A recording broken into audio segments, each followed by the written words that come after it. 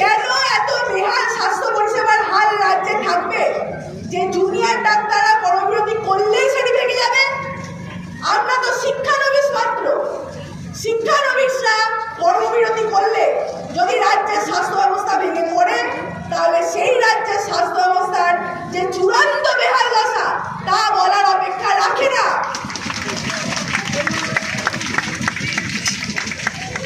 মহামান্য সুপ্রিম কোর্টের আদেশনামা যদি আমরা দেখি, তাহলে দেখতে পাই যে 9 তারিখে মহামান্য সুপ্রিম কোর্ট বলেছে, the state of the confidence in the doctors that their concerns in regard to their security and safety are being duly attended to. কিন্তু আমরা এখনো অবধি তার বাস্তবায়নে সরকারের তরফ থেকে কোনো সদর্থক ভূমিকা দেখতে পাইনি।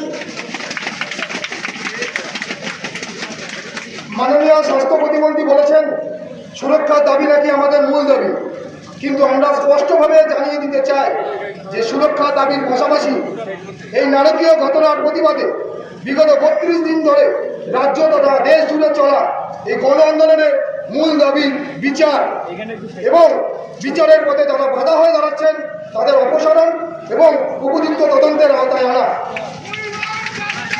কিন্তু এই দাবিগুলোকে লঘু করে একমাত্র সুরক্ষার দাবিকে আলোচনার একমাত্র বিষয় হিসাবে উপস্থাপন করতে চাওয়া আসলে এই গণ আন্দোলনকে অশ্রদ্ধা করা।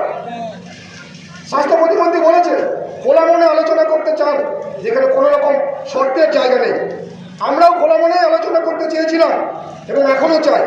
খোলা মনে আলোচনা করতে চাই বলেই আমরা লাইভ মিডিয়া কভারেজের সামনে সম্পূর্ণ আলোচনা চেয়েছি, যেখানে পশ্চিমবঙ্গের সমস্ত মেডিকেল কলেজের মধ্যে থেকে অন্তত 30 জন প্রতিনিধি উপস্থিত থাকবেন।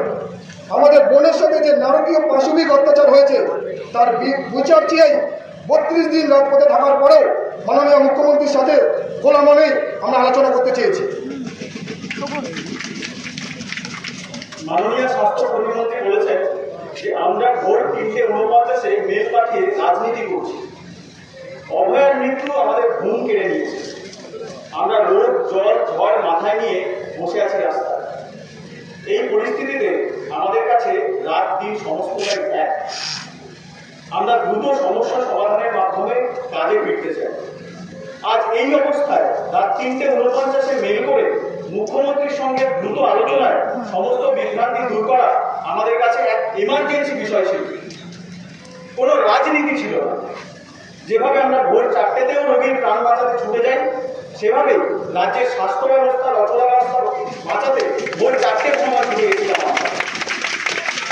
যারা এর মধ্যে রাজনীতি দেখছেন তারাই আসলে রাজনীতি করছেন। আমরা সবসময় আলোচনার জন্য করছি। মাননীয় স্বাস্থ্য প্রতিমন্ত্রী বলেছেন গতকাল মুখ্যমন্ত্রী সন্ধ্যে 7:30 অবধি অপেক্ষা করেছেন, যা আসলে আমাদের জানানোই হয়নি। আমরা আজ ভোর 3:49 মেল করার পর বিকেল 3:23 তার উত্তর পাই। তারপরে আমরা আন্দোলনকারী জুনিয়র ডাক্তারদের সমস্ত অংশের প্রতিনিধিত্ব নিয়ে মাননীয় মুখ্যমন্ত্রীর সঙ্গে পূর্ব নির্ধারিত 5টি দাবিকে সমান গুরুত্ব দিয়ে আলোচনায় বসতে চেয়ে আবার মেল করি। সেই মেলের উত্তর এখনো আমরা পাইনি। আমরা এখনো রাজপথে অবস্থান করব আমাদের সমস্ত অংশে, সমাজের সমস্ত অংশের জনগণের সাথে। আমরা এখনো অপেক্ষা। স্বাস্থ্য প্রতিমন্ত্রী, আপনারা নবান্নের এসি ঘরে বসে হতাশ, আমরাও রাজপথে বসে হতাশ।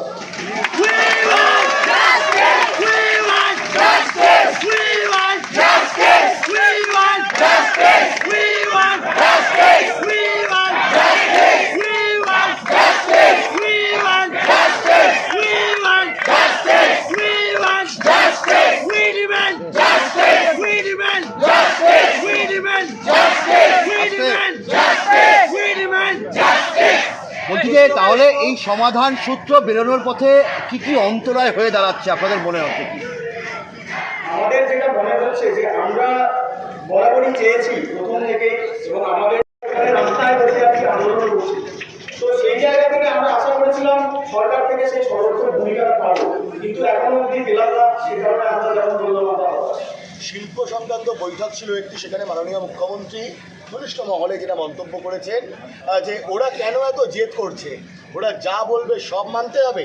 আমি তো ওদের জন্য সময় দিতে রাজি। সুপ্রিম কোর্টের অর্ডার তো সবাইকে মানতে হবে, ওদেরকে আরও একবার বোঝাও। আমরা প্রেস রিলিজের এর আগেই বললাম মাননীয় সুপ্রিম কোর্ট যা বক্তব্য করে দিচ্ছেন তা নিয়ে আমাদের যা বলার সেগুলো আমরা বলেছি। এ বাদ দিয়ে আমাদের যে 5টি দাবি আছে, 5টি সুস্পষ্ট দাবি, সেগুলোর কারণ, সেগুলোর প্রত্যেকটি ভিত্তি আমরা এর আগে বারংবার মিডিয়ার সামনে ডেপুটেশন কর্মসূচিতে বলুন, প্রত্যেকটি জায়গায় সুস্পষ্টভাবে রাখতে হবে। আমরা এদিক থেকে সত্যিই মনে করি না, এবং গত 2 দিন ধরে এবং গত 32 দিন ধরে চলা আন্দোলনে জনসাধারণ যেভাবে আমাদের আন্দোলনের পাশে এসে দাঁড়িয়েছেন, তাতে তারাও যে আমাদের দাবির সঙ্গে একমত, এটা আমরা প্রত্যেকটা মুহূর্তে পরিষ্কার করি।